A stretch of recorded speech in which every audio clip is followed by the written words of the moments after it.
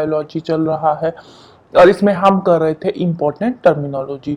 तो टर्म्स को ही आज हम आगे कंटिन्यू करेंगे। सबसे पहली टर्म आती है आज में फूड टेक्नोलॉजी। फूड टेक्नोलॉजी क्या होता है? फूड टेक्नोलॉजी होता है फूड को साइंटिफिकली प्रोसेस करना, उसको प्रिजर्व करना, स्टोर करना और फिर उसकी ट्रांसपोर्टेशन करना, इसको बोलते हैं फूड टेक्नोलॉजी। नेक्स्ट है फॉरेंसिक साइंस। फॉरेंसिक साइंस क्या होता है?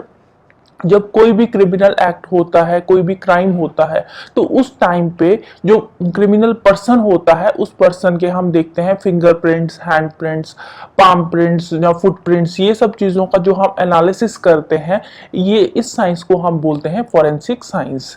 और ये सब चीज़ों का एनालिसिस क्या क्यों करते हैं? To identify the criminal. Criminal को आइडेंटिफाई करने के लिए उसके हम फिंगरप्रिंट्स देखते हैं, फुटप्रिंट्स देखते हैं, पाम प्रिंट्स देखते हैं एंड और बहुत सारी चीज़ों का एनालिसिस करते हैं। इन सब चीज़ों की जो एनालिसिस होती है इसको बोलते हैं फॉरेंसिक साइंस।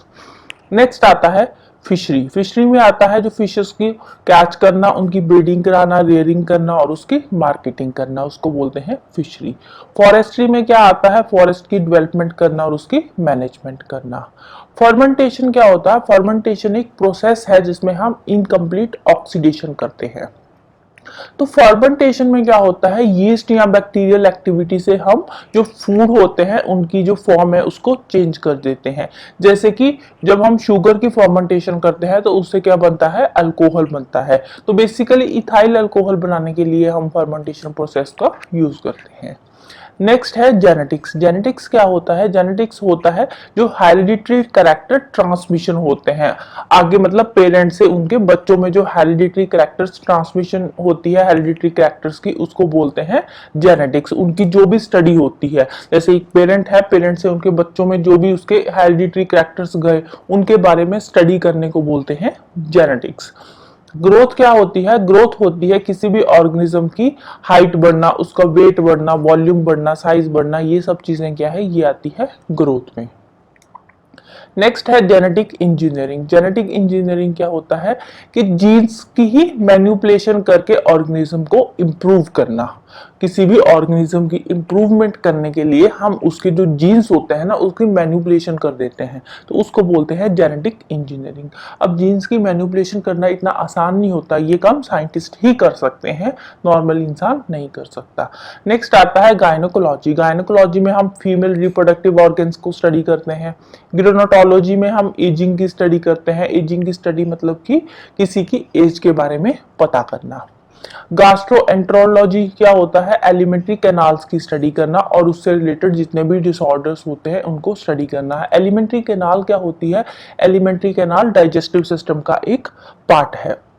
जो डाइजेस्टिव सिस्टम होता है ना, ह्यूमन डाइजेस्टिव सिस्टम, इसके दो पार्ट्स होते हैं, एक होता है एलिमेंट्री कैनाल और एक होता है डाइजेस्टिव जूसेस।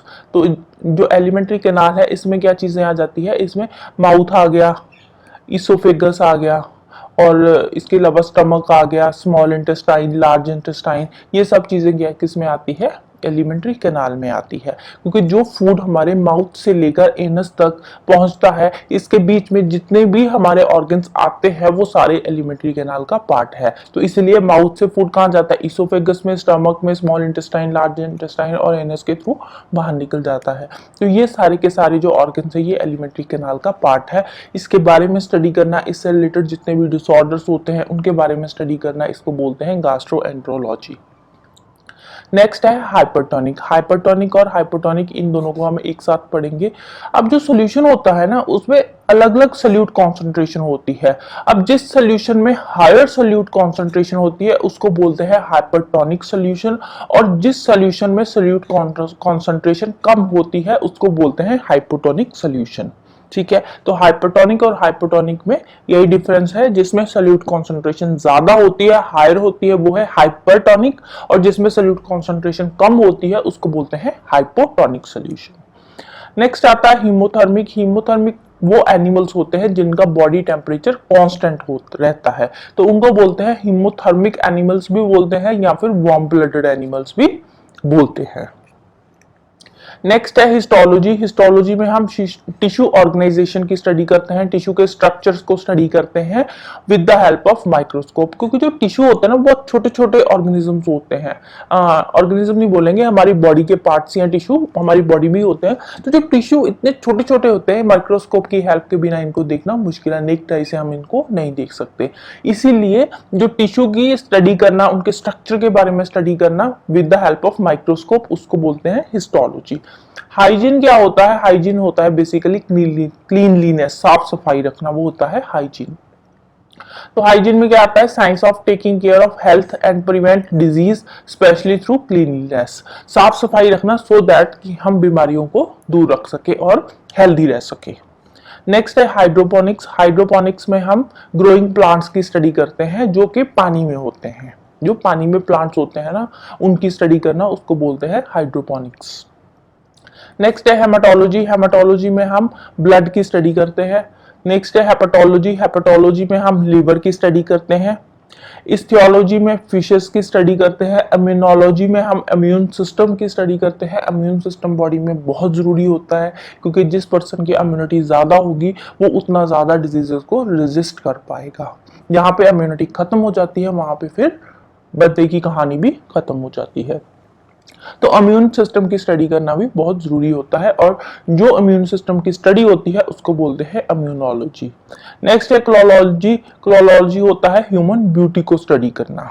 नेक्स्ट है मेटाजोन्स। मेटाजोन्स में हम जितने भी मल्टी सेलुलर एनिमल्स होते हैं उनकी स्टडी करते हैं।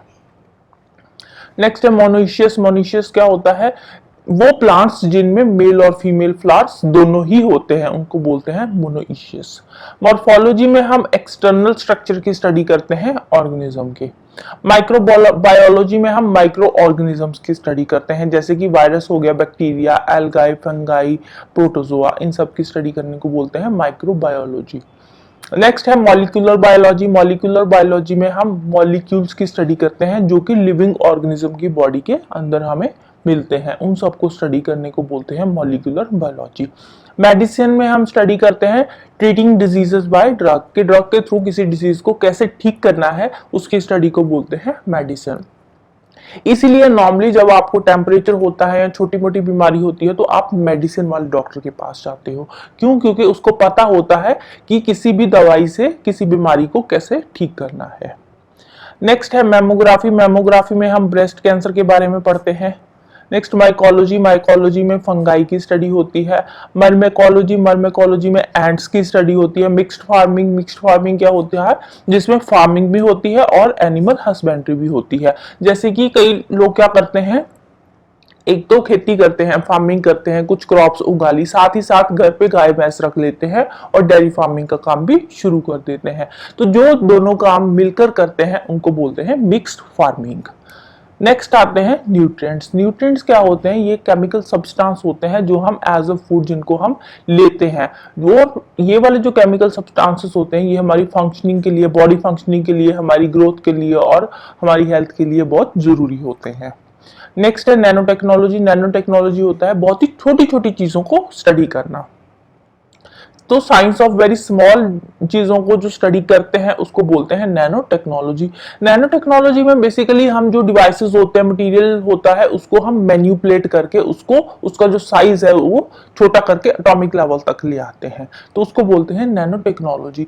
जैसे कि फॉर एग्जांपल पहले आपने देखा होगा जब नया नया कंप्यूटर आया था पुराने जमाने में, तो कितना बड़ा कंप्यूटर था। अब आज की डेट में देख लो छोटे छोटे लैपटॉप आ गए और उनका जो स्टोरेज कैपेसिटी है वो भी ज्यादा है पहले के कंप्यूटर से। पेन ड्राइव आ गई, छोटी छोटी पेन ड्राइव। पहले क्या बड़े बड़े होते थे, बड़े बड़े डिवाइसेस लगते थे, तो अब छोटी छोटी चीजें आ गई। ये सब क्या है? ये नैनो टेक्नोलॉजी का पार्ट है। नेक्स्ट है न्यूरोलॉजी। न्यूरोलॉजी में नर्वस सिस्टम की स्टडी करते हैं। नियोनेटोलॉजी। नियोनेटोलॉजी में न्यू बॉर्न की केयर करते हैं। जैसे कुछ बच्चे होते हैं उनका प्री मैच्योर बर्थ हो जाता है, तो 9 मंथ से पहले ही बर्थ हो जाता है, तो उनकी जो मेडिकल केयर करना, उनको नर्सरी में रखना, उनकी प्रॉपर देखभाल करना, ये सारी चीजें आती है नियोनेटोलॉजी में। नेक्स्ट है नेफ्रोलॉजी। नेफ्रोलॉजी में किडनीज की स्टडी करते हैं। Next osmosis. ऑस्मोसिस क्या होता है? ऑस्मोसिस होता है वाटर मॉलिक्यूल्स की movement across semi permeable membrane from higher concentration to lower concentration. Osmosis generally plants में होता है। अब ऑस्मोसिस और डिफ्यूजन में कंफ्यूज नहीं होना। अब इसमें मेन डिफरेंस क्या है, जब हमने डिफ्यूजन पढ़ा था, डिफ्यूजन में क्या था, डिफ्यूजन में थी मूवमेंट ऑफ मॉलिक्यूल्स, आयंस और गैसेस, उसमें मॉलिक्यूल्स, आयंस और गैसेस की मूवमेंट थी। इसमें वाटर मॉलिक्यूल्स की मूवमेंट है, तो ये चीजें ध्यान में रखनी है। इसमें वाटर मॉलिक्यूल्स की मूवमेंट है across the semi permeable membrane, ठीक है, ये यहाँ पे डिफरेंस है, तो इन चीजों को ध्यान में रखना है। और मूवमेंट सेम होती है, हाई टू लोअर कंसंट्रेशन ही होती है, बट इसमें वाटर मॉलिक्यूल्स की मूवमेंट होती है और डिफ्यूजन में आयंस, मॉलिक्यूल्स और गैसेस की मूवमेंट थी, ठीक है, ये इन दोनों में डिफरेंस है। ऑस्मोसिस का जो प्रोसेस है ये जनरली प्लांट्स में देखने को मिलता है। नेक्स्ट है ओडोंटोलॉजी। ओडोंटोलॉजी में हम टीथ एंड गम की स्टडी करते हैं। नेक्स्ट है ऑस्टियोलॉजी। ऑस्टियोलॉजी में बोन्स की स्टडी करते हैं। ऑन्कोलॉजी में कैंसर एंड ट्यूमर्स के बारे में स्टडी करते हैं। ऑब्स्टेट्रिक्स। ऑब्स्टेट्रिक्स में हम प्रेग्नेंट वुमेन की केयर करते हैं before, during and after child birth. जितनी भी प्रेग्नेंट वुमेन की केयर होती है उसको बोलते हैं, उसकी जो उससे रिलेटेड जो भी चीजें आती है वो सारी आती है ऑब्स्टेट्रिक्स में। नेक्स्ट है ऑर्थिनोलॉजी। ऑर्थिनोलॉजी में बर्ड्स की स्टडी होती है। ऑप्थेल्मोलॉजी में आइज की स्टडी होती है। ऑर्थोपेडिक्स में हम जो बोन से रिलेटेड जितनी भी प्रॉब्लम्स है उनको, उन सारी चीजों को स्टडी करते हैं। डिसऑर्डर ऑफ लोकोमोटिव सिस्टम, तो इसमें बेसिकली बोन से रिलेटेड प्रॉब्लम्स आ जाती है। नेक्स्ट है फाइटोप्लैंक्टन। फाइटोप्लैंक्टन क्या होते हैं, ये एक माइक्रोस्कोपिक ऑर्गेनिज्म होते हैं, छोटे छोटे ऑर्गेनिजम्स होते हैं और वाटर सरफेस के ऊपर फ्लोट कर रहे होते हैं, और वो इतना धीरे धीरे फ्लोट करते हैं कि वो नोटिस भी नहीं होते कि वो फ्लोट कर रहे हैं या नहीं कर रहे हैं। ऐसा लगता है कि पानी के ऊपर कुछ हरा हरा जमा हुआ है, बस इतना ही दिखाई देता है। ये इनको बोलते हैं फाइटोप्लैंक्टन्स, बट एक्चुअल में ये धीरे धीरे मूव कर रहे होते हैं पानी के ऊपर। नेक्स्ट है पैरासाइट। पैरासाइट एक ऑर्गेनिज्म होते हैं जो लिविंग ऑर्गेनिज्म पे डिपेंड करते हैं अपने फूड एंड शेल्टर के लिए, और वो लिविंग ऑर्गेनिज्म को हार्म भी करते हैं जो पैरासाइट होते हैं, right. So this is all about today. तो नेक्स्ट हम टर्मिनोलॉजी को ही आगे कंटिन्यू करेंगे। तो जाने से पहले वीडियो को लाइक कर देना, शेयर कर देना और चैनल को सब्सक्राइब कर लेना। Thank you, bye bye and have a nice day.